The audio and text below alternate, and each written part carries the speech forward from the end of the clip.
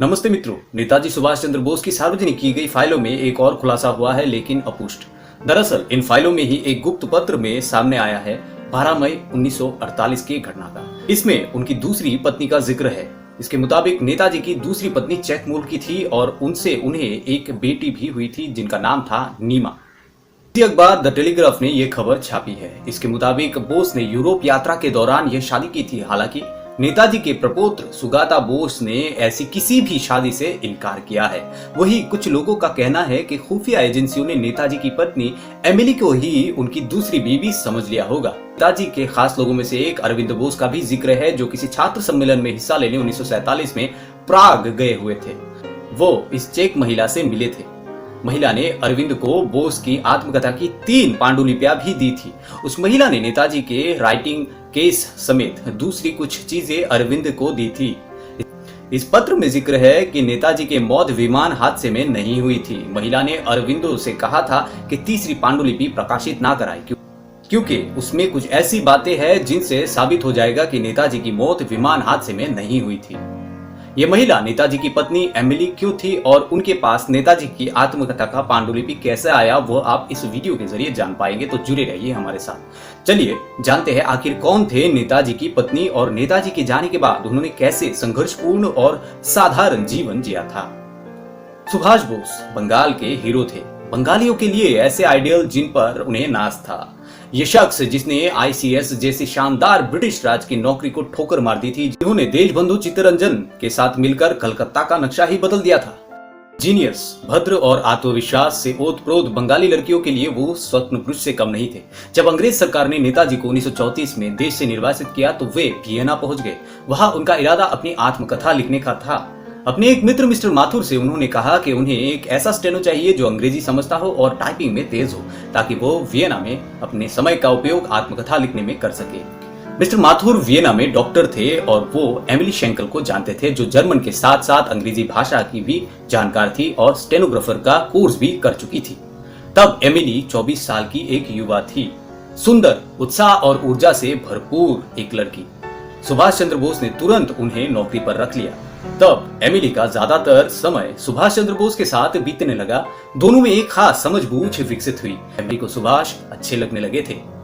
Emily और सुभाष चंद्र बोस की शादी कब हुई, ये असमंजस भरा एक सवाल है। एमिली ने नेताजी के परिवार वालों को बताया था कि उनकी शादी 1937 में हुई, लेकिन सुभाष के कुछ जानकारों का मानना है कि यह शादी 1941 में तब हुई जबकि सुभाष दूसरी बार जर्मनी पहुंचे थे।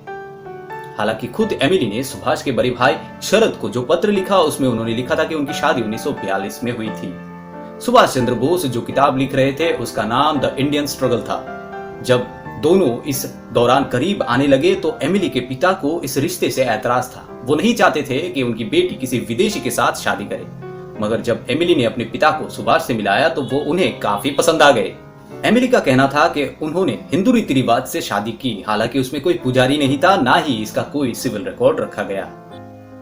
हालांकि हिटलर के अफसरों को एमिली का सुभाष चंद्र बोस के साथ रहना पसंद नहीं था, लेकिन उन्होंने कभी इस पर अपनी आपत्ति नहीं जाहिर की। जर्मनी ने सुभाष के लिए स्पेशल ब्यूरो फॉर इंडिया बनाया था। उन्हें शानदार बंगला, रसोईया, माली, ड्राइवर जैसे सुविधाएं मिले हुए थे। लिहाजा जर्मनों को लगता था कि एमिली जानबूझकर बेहतर जीवन जीने के लिए सुभाष चंद्र बोस के साथ नजदीकियां बना रही थी। और वही अमेरिकी इतिहासकार और सुभाष व शरद के जीवन लेखक लियोनार्डो ए गार्डन ने लिखा है कि जर्मनी के उच्चाधिकारी और हिटलर के करीबी एडम वन ट्राट, अलेक्जेंडर वर्थ और फ्रेडा क्रेटरोमर एमिली को पसंद नहीं करते थे। हालांकि सुभाष चंद्र बोस के निधन के बाद एमिली ने जिस तरह का जीवन जिया, उससे लगता है कि वो काफी खुददार महिला थी।